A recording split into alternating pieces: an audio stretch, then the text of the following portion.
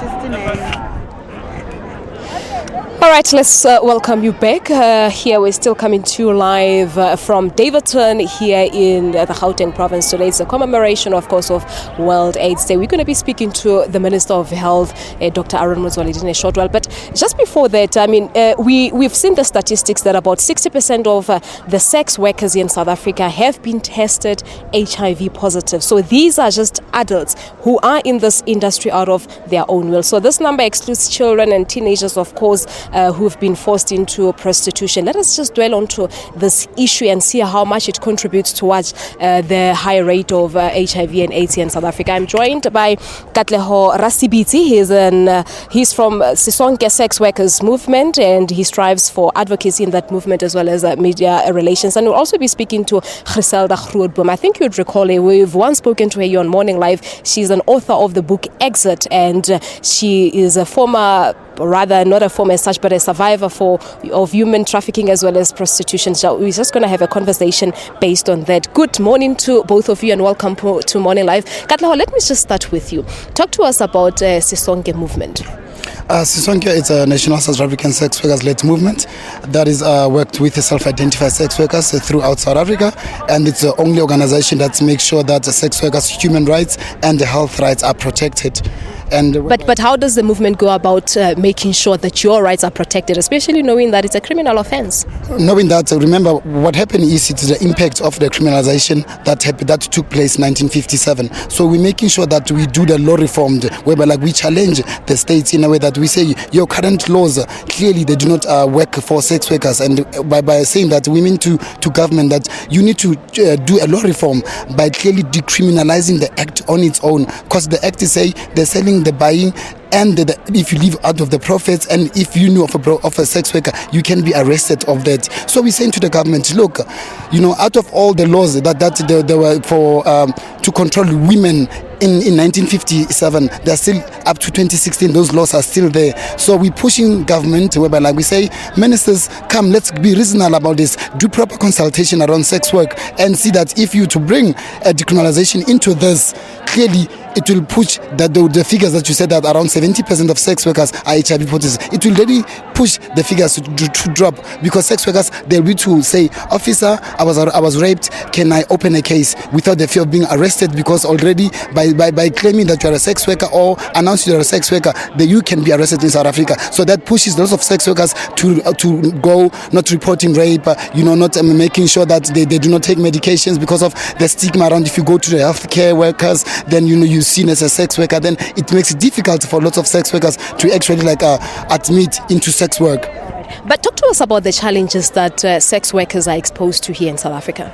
Most of the challenge is around sensitization, whereby we feel as a movement, if nurses and especially the police, so to say, because these are the biggest challenges that we experience within the movement. If at college level, sensitization programs should be in place into their curriculums or their syllabus, whereby clearly the minute she's a qualified nurse, then already she's already trained into sensitization. That when dealing with sex workers, you cannot tell a sex worker that because you've got HIV, you've got STI, you need to get your partner. We're talking people that sleep with multiple partners, so clearly it doesn't work. So now we need programs that we implement in Sisonke nationally, whereby we do sensitization, and it's very hard, because for us to train a 40-year-old woman who believes in Jesus and already she's been into the nursing industry or the police academy for the past 15 years, and all of a sudden we're look, now you see to change your mindset around sex work. It's very difficult. All right, Katleho, I'm going to come to you. Let me just bring Griselda here into this conversation. Griselda, you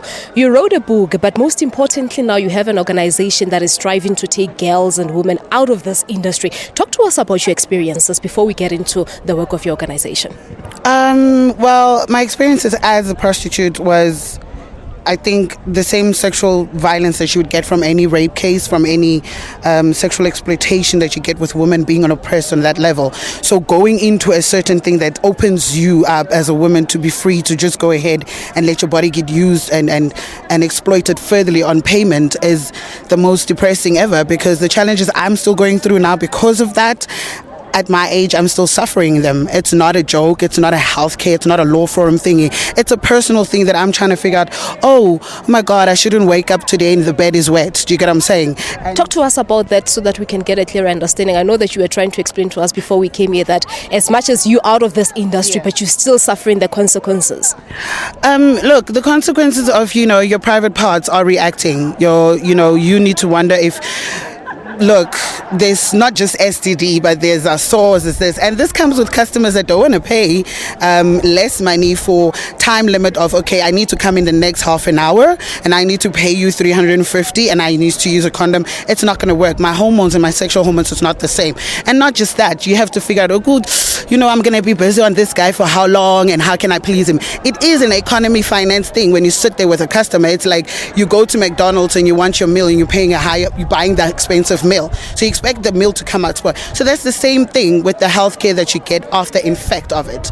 And sometimes for me it's like we already going through a lot as women and young girls in our country. Why are we still opening another door of oppression? I am going through more and more and more just being out here and saying that okay, I know the industry. The industry was from the lower level where you work in the streets for a local pimp, and then there's the middle class level where you work in a club that is a tavern in a normal township, and then there's a higher level where you get tripped by your different individuals that's got a lot of money and maybe they can play it safe 3 or 4 times in a day with condom, no condoms.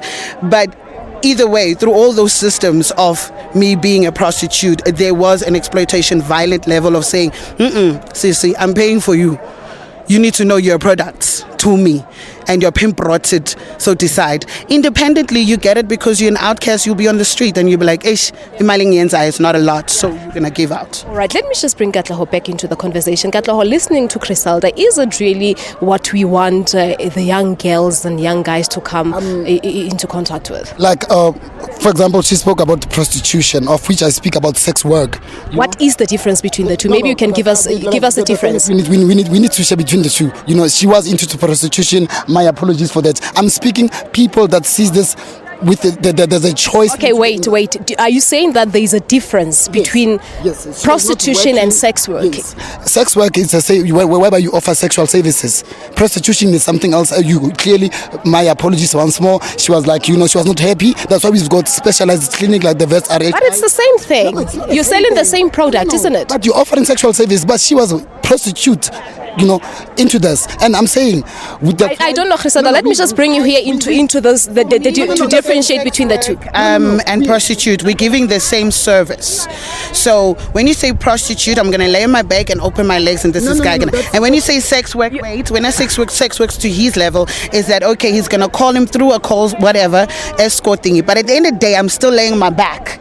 So sexually, we're still giving the same. All right. No, you know what? Let's not even go there. That's a debate for another day. I want us to come back to World AIDS Day. Earlier on, I indicated that about 60% of sex workers test positive. How do you deal with such, Katleho, in your organization? Okay, in our organization, we make sure that we've got what you call creative space that is run nationally into each province, whereby we make sure that we equip the sex work, to know their basic human rights, the right to say no. Remember, sex work, these are adults, not young kids, as you guys have said. These are adults who are consent, and we do not recruit, self-identified. We equip with their basic human rights, the right to say no, the right to choose, the right to say my body, my business. The minute you keep somebody... But Katleho, I mean, we all know, like Griselda was saying earlier on, that at times they will tell you that I am paying for this product and I'm going to get what I want. If I say no condom, that's exactly what I want. You need a movement like Sisonke, whereby we need to unite sex workers into South Africa to stand as one voice. Because the minute that we do not challenge, we need to start to challenge our laws.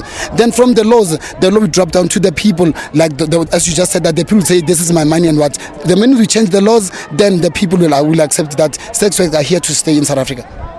But like I said, 60% of sex workers are already infected. It's really got nothing to do with your laws. Yes. That's a personal choice that you make. No, but that 60% are the fruits of criminalization of sex work in South Africa. But can you really blame it on the laws, Katleho? Really? Because of lots of women, they cannot report certain things. Because of the fear of being arrested, you cannot report. So I blame it on the law. All right, I'm afraid. So I'm pushing for a total decriminalization of sex work. Whereby, let's say, if 1957 sex work was not put as a criminal act, you could have been giving me a different figure by now. All right, guys, that's a debate for another day, like I said, but thank you so much for your inputs. Thank you so much. All right, there you have it. Let's take a quick commercial break here on Morning Live. When we come back, we talk to the Minister of Health, Dr. Aaron Motsoaledi. Make sure that you do not go away.